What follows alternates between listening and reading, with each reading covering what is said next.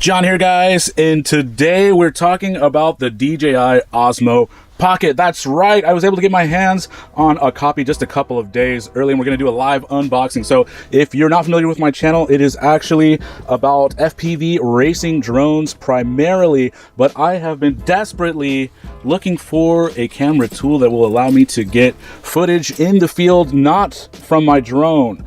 I want footage of events. I want footage that I can get smooth, stabilized footage walking around, looking at the crowds, and I don't want to tear the box up. I should have got my unboxing tool. Okay, so here we go. And I want stabilized footage in a portable package. I want to, whenever I go travel internationally or even within the country, to be able to get smooth, stabilized footage in my pocket. So there have been lots of videos showing pre-release, but this is what the retail packaging looks like. You can see the side there, see the back, all of that good DJI stuff. Now, I have owned DJI products before, and I'm trying to figure out, how does this thing open?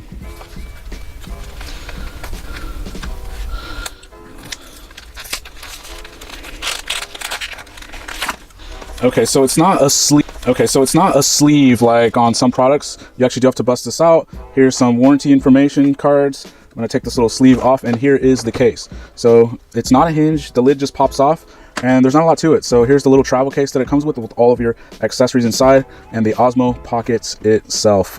Oh, that is so awesome. So it has a little protective covering on both the lens and the screen. And just for reference, anybody in the drone community, this thing is smaller than the TBS Black Sheep lap timer. I'm gonna put my key fob in view, so it's just barely bigger than your key fob. Let's see, here's another thing I can put in view. Here is a full-size SD card that you can see the size comparison there. It is very, very tiny. It's crazy. So when I'm holding it, that's all you're gonna see is just that little lens poking out right there. Okay, so before I turn it on, let's just go through what is in this. Now, this has just a little button latch on here, that's how it closes. And let's put that to the side. Have your little silica keep dry gel. Here's a little wrist strap that I just dropped. Two little instruction manuals, a quick start guide, and then there is the safety guidelines. You have the wrist strap right there, very cool. It is signed on this little plastic. You can see DJI right there, very cool. And then typical frosted plastic bag, which contains your USB-C, and I can see in there both little connectors, the one for the Android phone and the one for the iPhone. So very simple. Okay, so now what we're going to do is I have 128 gigabyte brand new SanDisk micro SD card here, and I'm gonna see, without looking at the directions, if I can figure out where this goes, how to turn it on. And I'm actually about to go. Okay, so that's where the connector clips. Let's see the other button. Okay, we see DJI booting up right there. It is a touch screen. I'm gonna scroll till I find English. Okay, device not activated. That's all right. I'm not gonna activate it till after my jog that we're about to go on.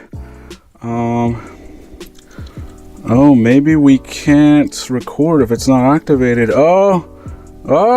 Okay, so now I've downloaded the DJI app, and I'm gonna try to connect to the Osmo, but on your Osmo, connect to the Osmo Wi-Fi network. I don't think this is the right app. This is starting to get confusing. The screen says connect to DJI MIMO, so maybe this is not the right app for this Osmo version. Okay, so that was my problem. I just can't read directions, and I didn't download the MIMO app. It's not the DJI Go app. Now, I'm a former DJI drone user. I used to have a Phantom 3, and so that's why I automatically thought to get that app, but it's not. And as soon as you download the app, it starts telling you instructions on what to do. Let me close that because it's talking over me. And the instructions tell you that you can't connect wirelessly to set this up like you normally do with a lot of their drone products. You actually need to connect to your phone. So let's get this. Oh, it's convulsing here. It doesn't like being on its side like that. Okay, so it says to put this thing in there. Okay, so this thing will not fit with my case on. That's frustrating. And now let's see if this will work. Okay, it says connect it. Hardware module needs to activate it. When activated, you'll have a 1-year warranty. So let's upload the device information. Okay, so this actually starts your warranty. Why is it not working? Come on. Okay, did it work? I can't tell. Activate your DJI login. I just logged into the DJI Go. It doesn't pass the credentials over. Now I wonder if this is even the same DJI credentials. I'm not sure. So I'm gonna pick this up and log in with the same information I just put in a couple minutes ago on the other DJI app. It does not share your credentials back and forth. It also has an annoying text captcha thing, which is like, I've never seen that on a mobile sign in. Ugh. Okay, maybe. Okay, so it's login success. And it says you want to activate it. Yes, activating, maybe soon. Oh, it's successful. It's done. Okay, that wasn't too horribly bad. And if I wasn't messing with my camera trying to record this. Oh, download firmware.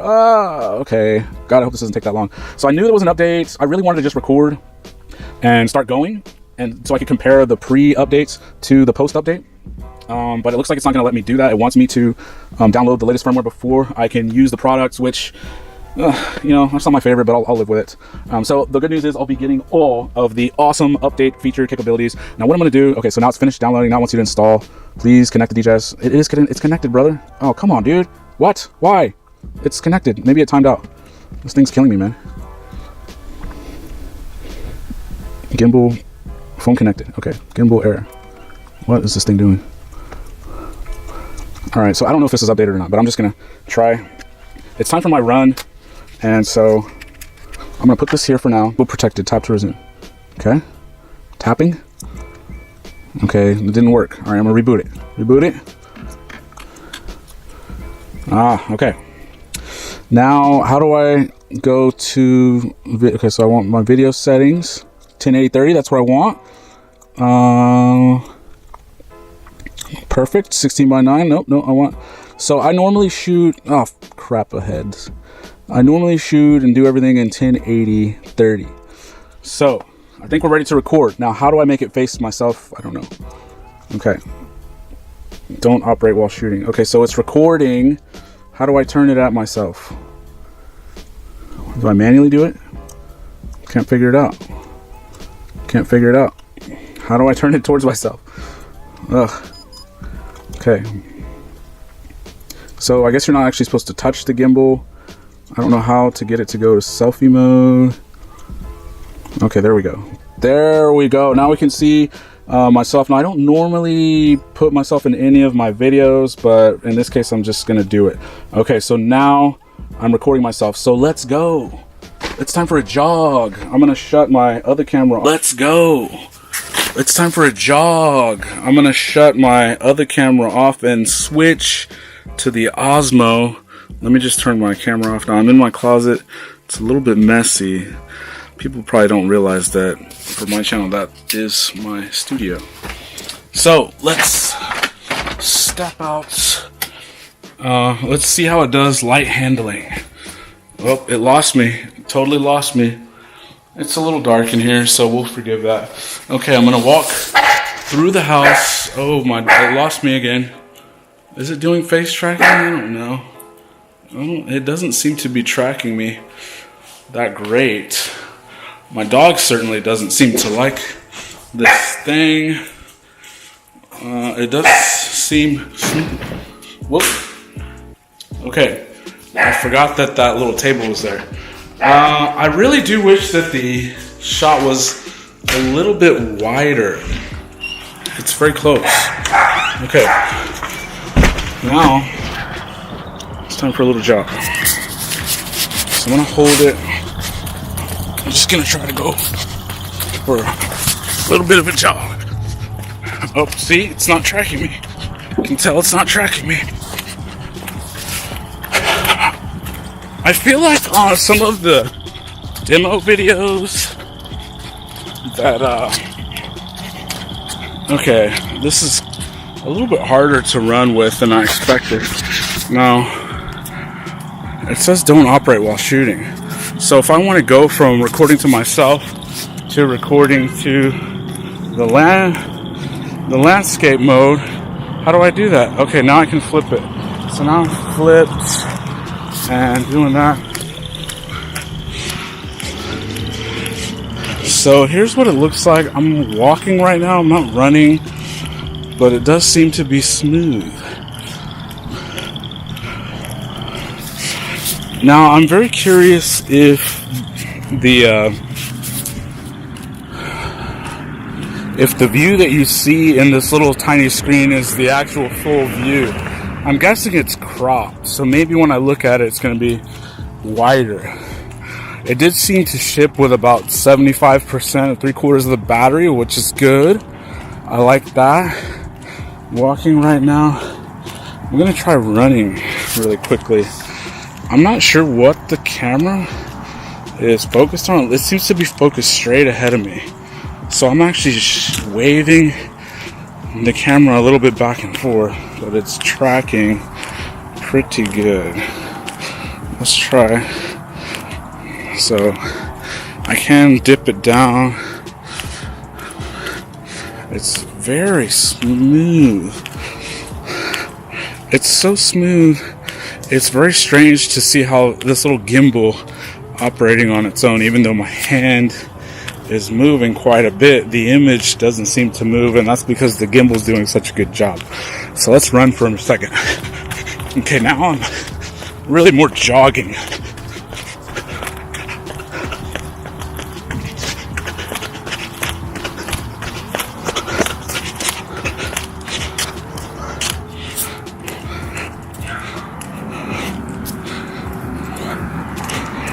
Okay, so to get the screen to flip, what you do is you go up from the bottom. See, now this thing is going crazy. It's lost me, doesn't know where I am. Is it tracking me? Can't tell. Okay, that's fast follow. I don't know what this option does. Oh, okay, this is like a free motion. So in free motion, okay, maybe this is the one that's actually supposed to track you, so I may have been in the wrong mode. Oh, that's what it is. Now as I move it, it's totally tracking me pretty good. I'm not really used to seeing myself on camera, even though I do make quite a few videos, and it's quite disturbing, actually. I really kind of hate it. I'm wondering if I'll make any more videos myself being in camera, but I think that I actually will not, because this is awkward, and you know, I am going for a much needed walk. I'd rather jog. Let's do the jog now that I figured out the tracking and see what that looks like.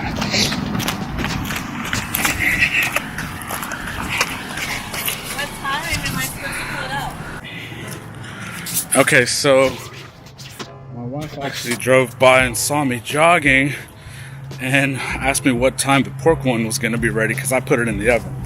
You know, not all that.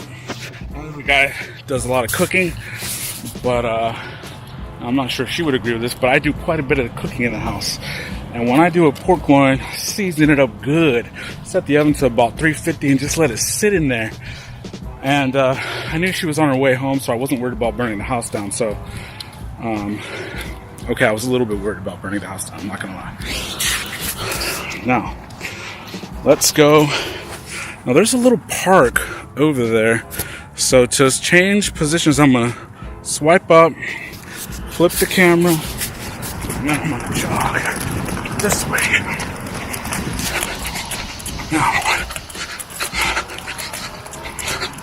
Now I put it on the track setting, and I can see that it's hunting for something to track. But it will also let me do really nice, smooth, buttery pans. Ooh, let's do a nice tilt right here. Let's do a cinematic tilt from the ground, slowly. Oh, then we're gonna pan to the left after that tilt. So dope. Now, as you can see, if I want to track this car, I can just kind of move to the side, no problems. Now, on this side of the neighborhood, there's some neighbor, I don't know if we can see it, that has like some kind of man-made, you can kind of see the top of it there. It's like some kind of a weird bird house. You can hear the birds chirping, some kind of weird bird sanctuary, if you will. It's quite annoying. And I can't imagine what it would be like to live next to that person. It must be just a pure living hell. You know what I mean? So let's try the running again. Let's see if it looks weird.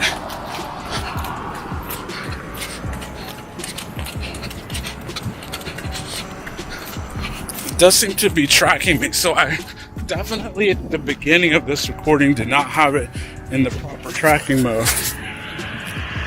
And to change the modes, you swipe up from the bottom, and there's like 4 modes. Let's swipe up right now, switch to forward facing. Check out all the rain that we've seen here lately.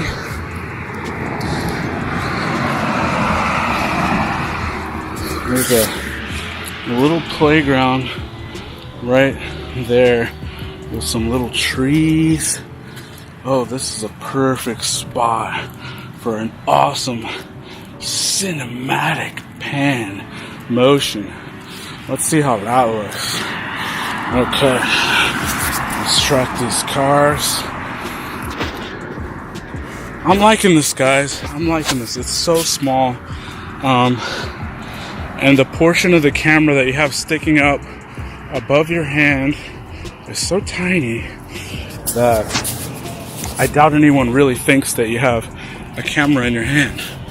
I mean, it probably doesn't seem like it. Now, when you're holding it away from yourself, like I am, it might look a little weird just because you have your hand out. But if you do it like that, you look a little more sly. It's not as far out. Now it looks almost like I could just be talking into my phone. If my phone was like a candy bar phone from 15 years ago. Pretty cool though. Alright, let's see how it does flight handling looking directly into the sun with the clouds. Oh yeah, that's nice. Very nice indeed. You can kind of like do this number. Just kind of move back and forth. Really so nice and smooth. Now check this out. Check this shot out that I'm about to get. I'm gonna go into the tree, hand it to my other hand. Check this out. Check this out. Boom. How does that look? Oh, it looks awesome. Well, I really don't know what it's going to look like, but hopefully it looks awesome. Okay, so I'm going to keep on with this little jog, and I think I'm going to turn this off, and then we'll talk about how fast it is to turn back on when you actually see something good. Does anyone else have one of these on their street that you just are desperately wanting to fly your drone through?